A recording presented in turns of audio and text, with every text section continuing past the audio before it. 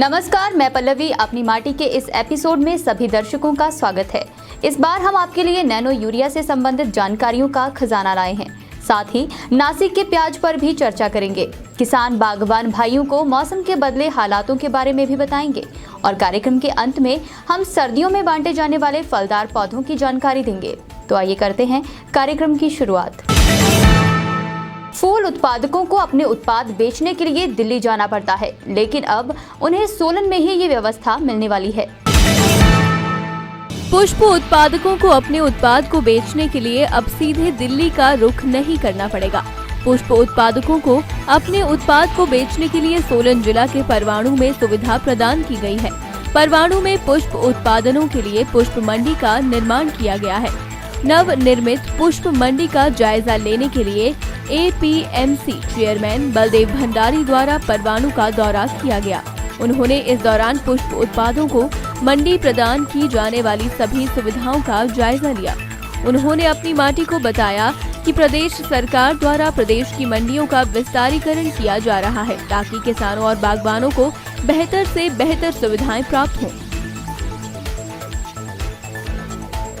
जो माननीय मुख्यमंत्री जी ने चाहा था कि हिमाचल प्रदेश में हमारे बहुत से जो किसान हैं वो फूलों की खेती करते हैं, लेकिन उनको मार्केटिंग के लिए उनको हिमाचल से बाहर दिल्ली, गाजीपुर और दूर दूर स्थानों पे जाना पड़ता था।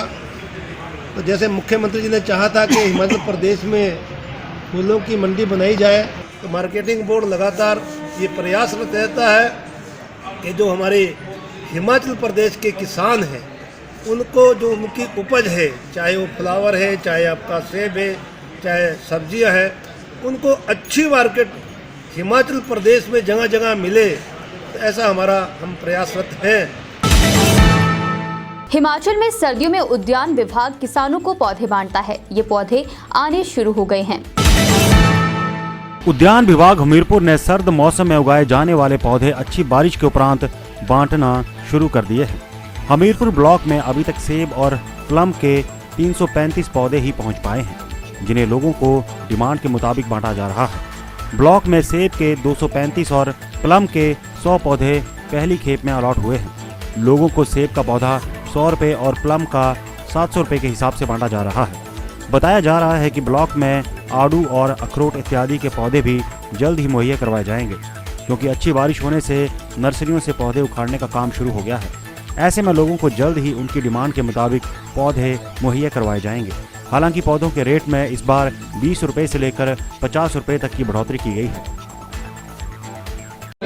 सेब के और पलम के, सेब के आए 235 और पलम के 100 पौधे, तो करेगी ये लगभग कोई 200 पौधा। क्या रेट है सर पौधे? पलम 70। सेब का कितना बताया? 100। आगे के आड़ू है, अखरोट है और सेब पीस भी आएंगे। जो पौधा है वो पहले 50 रुपये था, इस बार 100 रुपये है, और पलम का भी 50 था जो इस वक्त।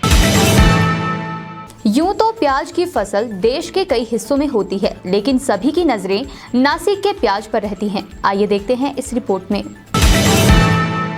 प्याज के बिना व्यंजनों का जायका संभव नहीं है, और अगर व्यंजनों में जायका लाने के लिए नासिक का प्याज मिल जाए तो सोने पर सुहागा हो जाता है। घर, होटल हो या फिर ढाबा, सभी जगह नासिक के प्याज की अधिक मांग रहती है।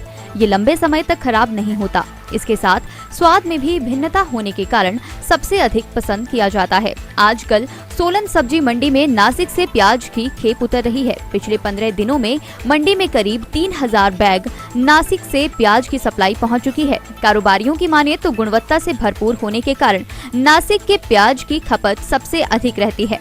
कारोबारियों की माने तो घर की रसोई से लेकर होटलों और ढाबों में नासिक के प्याज की बेहद मांग रहती है। जी, ये 15 नंबर में नासिक का प्याज आया जी, और बढ़िया प्याज है, सबसे बढ़िया प्याज है नासिक प्याज, और कम से कम 40-50 कट्टे डेली उठ जाते हैं, 50 कट्टे ठीक। और दूसरा आता है दिल्ली से पगनवाड़ा। नासिक प्याज दूसरे प्याज से बढ़िया होता है, अच्छा होता है। ठीक है, चेक कर लियो।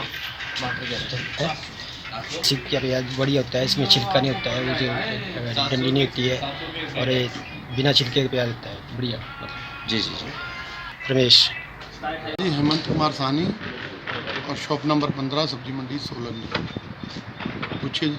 जिससे ये आपके पास नासिक मैं पीपल गांव से आ रहा है जी, और ये नवीन ट्रेडर्स है वहाँ क्रम और दक्षिण ट्रेडिंग कंपनी है, उनके प्याज आ रहे हैं ट्राले, हज़ार कट्टे के प्याज। वहाँ पे 18-19 रुपये किलो है जी नासिक में, और 5 रुपये 50 पैसे का यहाँ का खर्चा है ट्रक का, तो यहाँ पे 25 रुपये पहुँच पड़ रहा है। 25 रुपये ही हमने इसका रेट खोला हुआ है, और इस टाइम ये 1 नंबर प्याज है, और ये सूखा है, मतलब होटल वालों के लिए भी अच्छा है, जिन्होंने घर में रखना है उनके लिए भी अच्छा प्याज है। क्या कारण है? ये बिल्कुल सूखा होता है जी। ये जो शादी ब्याह में है, जैसे ये पंजाब हरियाणा का या राजस्थान का प्याज होता है, ये गिला होता है, ये तेल ज़्यादा पीता है और रखने के लिए लूंग आ जाती है इसके अंदर, इसमें लूंग नहीं आती जल्दी से, और ये बिल्कुल सूखा प्याज जो स्टोर भी होता है यही प्याज होता है। 1000 कट्टा है जी नासिक का, पूरा 1000 कट्टा है। जो आने वाले समय में कितनी खपत रहती है प्याज? कितना प्याज रोज़ 200-300 कट्टा बिकता है, 3 दिन में 1 ट्रक खत्म हो जाता है। खेती में रोजाना नए प्रयोग हो रहे हैं। हम आपको कुछ ऐसे प्रयोगों के बारे में बताने जा रहे हैं जो भविष्य में लाखों किसानों के लिए फायदेमंद होगा। इस प्रयोग के अनुसार अब खाद की बोरी का बोझ किसान भाइयों को नहीं उठाना पड़ेगा। कैसे, देखते हैं इस रिपोर्ट में। यूरिया खाद की एक बोरी का वजन 45 किलो होता है। खाद की बोरी को खेत तक ले जाने में खूब पसीना बहाना पड़ता है। प्रदेश के दुर्गम इलाकों में तो ये और भी मुश्किल होता है, लेकिन अब किसानों को खाद की भारी भरकम बोरी से छुटकारा मिलने जा रहा है। बाजार में लिक्विड खाद आ गई है।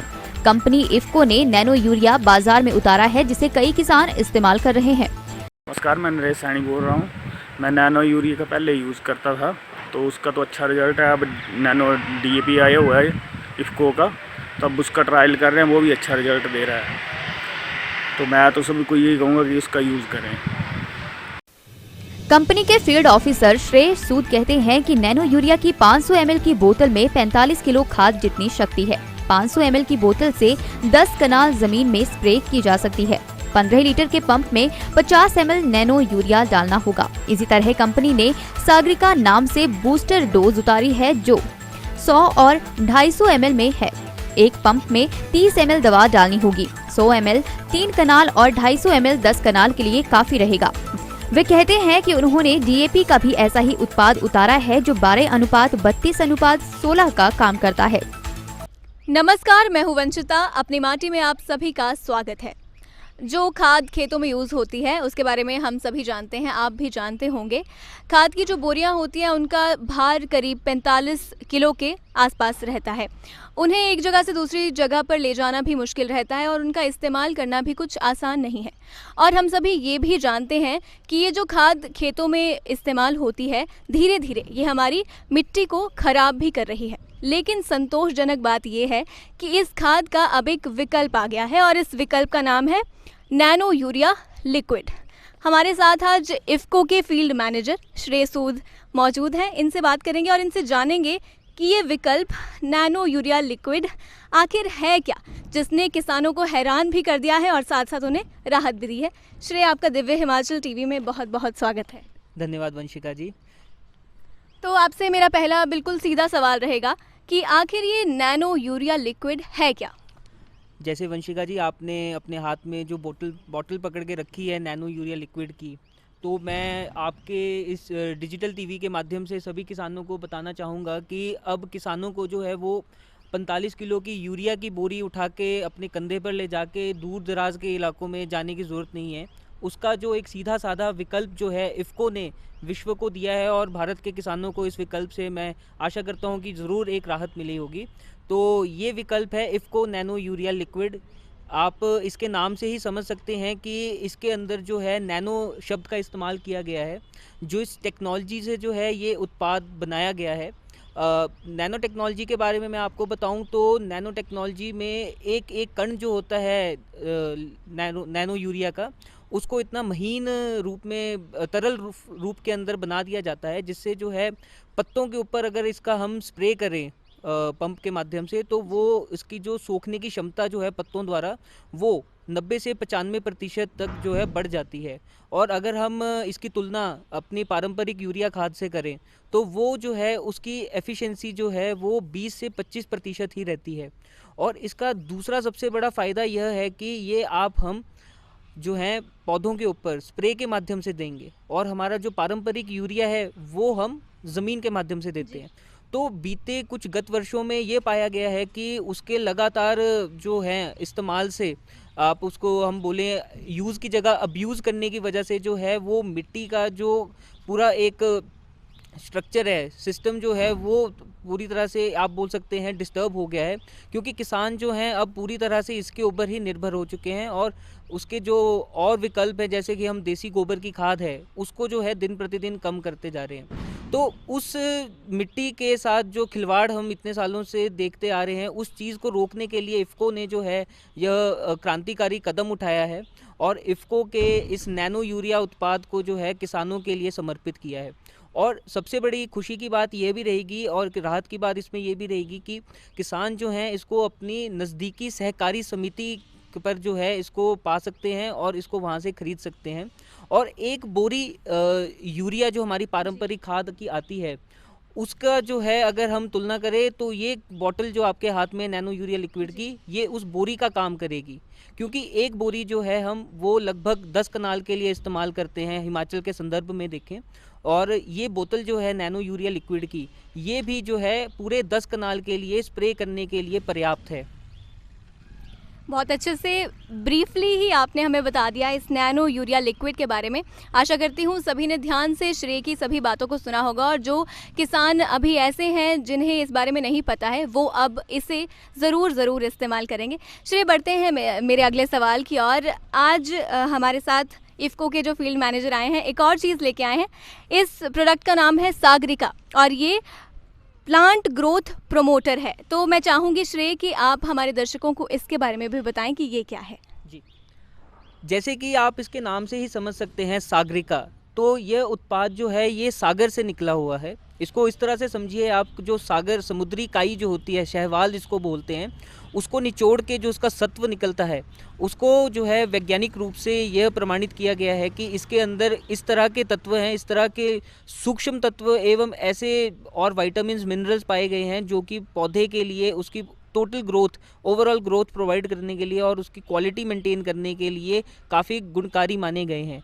तो सागरिका जो है वो आपका समुद्री काई से निकला हुआ एक उत्पाद है। और सबसे बड़ी इसमें बात यह है कि ये 100% जो है आपका प्राकृतिक उत्पाद है। इसके अंदर किसी भी तरह के रसायन का या केमिकल का कोई एक भी अंश नहीं है। और सबसे और भी अच्छी बात इसकी ये है कि सागरिका जो है आप अपनी किसी भी तरह की आप जल घुलनशील खाद्य जो होती हैं, जैसे कि इफ़को द्वारा बनाई गई जाती हैं, जैसे 18-18-18 या 1 किलोग्राम पैकिंग में जितनी भी तरह की खाद्य आती हैं, उसके साथ जो है ये 100% कंपैटिबल है और इसके रिज़ल्ट जो हैं वो और भी अच्छे आते हैं। इसको जो है हम पौधों के ऊपर भी स्प्रे के माध्यम से ही इस्तेमाल करते हैं। हमारे किसान भाई जो हैं इसको नैनो यूरिया लिक्विड के साथ भी जो है मिक्स कर सकते हैं। इसकी स्प्रे करने की जो मात्रा रहेगी, एक पंप जो 15 लीटर का होता है पीठ पे टांग के स्प्रे करने वाला 15 लीटर का, उसके अंदर आप 50 से 60 ml नैनो यूरिया लिक्विड मिलाइए और साथ में 30 से 40 ml सागरिका जो है तरल, इसको आप मिक्स कर सकते हैं और पौधों के ऊपर जो है 20-20 दिन की अवधि के ऊपर आप इसको स्प्रे कर सकते हैं। और अंत में वंशिका, मैं आपको एक बात इसमें और जोड़ना चाहूँगा कि जो हम पारंपरिक यूरिया खाद इस्तेमाल करते आ रहे हैं वो किसानों को अपने जो सहकारी समिति होगी या किसी भी प्राइवेट रिटेलर होगे उसके पास 266 रुपये 50 पैसे की मूल्य के ऊपर मिलती है, जो कि केंद्र सरकार द्वारा निर्धारित किया गया है। परंतु उसकी असल कीमत जो है वो लगभग 1200 रुपये से 1500 रुपये है। क्यों? क्योंकि यूरिया जो है आपका वो एकमात्र ऐसी खाद है जिसको केंद्र सरकार ने एसेंशियल कमोडिटी एक्ट के अंदर रखा है। चाहे उसकी मैन्युफैक्चरिंग कॉस्ट जो है, चाहे उसकी लागत किसी भी कंपनी को कितनी भी पड़ रही है, परंतु उसको वो 266 रुपये 50 पैसे के ऊपर ही विक्रय करना है किसानों को। किसानों के लिए तो राहत की बात है, परंतु जो हमारा पर्यावरण है उसके संदर्भ में देखा जाए तो वो आने वाले समय में इतनी अच्छी बात नहीं है, क्योंकि यूरिया जो है दिन प्रतिदिन जो है हमारे पर्यावरण और हमारी मिट्टी को जो है धीरे धीरे जो है वो दूषित करता जा रहा है और उसको प्रदूषण के अंधेरे की तरफ धकेल रहा है। तो ये नैनो यूरिया उत्पाद जो है ये किसानों को 240 रुपये का एक 500 ml की बोतल के रूप में मिलेगा, और इससे सबसे बड़ी राहत जो है वो यह होगी कि इसके अंदर केंद्र सरकार द्वारा दी जाने वाली सब्सिडी जो है 1000 रुपये से लेके 1200 रुपये के बीच में जो सब्सिडी एक बोरी के ऊपर केंद्र सरकार देती है वो डायरेक्ट किसानों को ही मिलती है, मतलब सब्सिडी काट कर ही जो है किसान जो है उसको खरीदते हैं।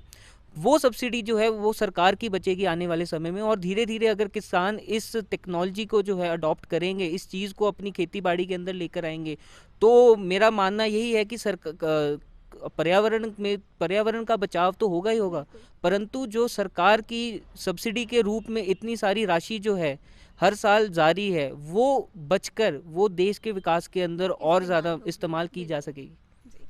बहुत ही खास जानकारियाँ आपने हमें दी श्री, बहुत बहुत धन्यवाद आपका। मैं आशा करती हूँ हमारे सभी किसान भाइयों ने ये सभी बातें ध्यान से सुनी होंगी। तो आज के अंक में बस इतना ही। देखते रहिए दिव्य हिमाचल टीवी। और चलते चलते में किसान भाइयों के लिए ये महत्वपूर्ण जानकारियाँ। हिमाचल में ताज़ा हिमपात से सेब में आई नई जान, टाइम पर फुल चिलिंग आवर्स मिलने की बड़ी उम्मीद।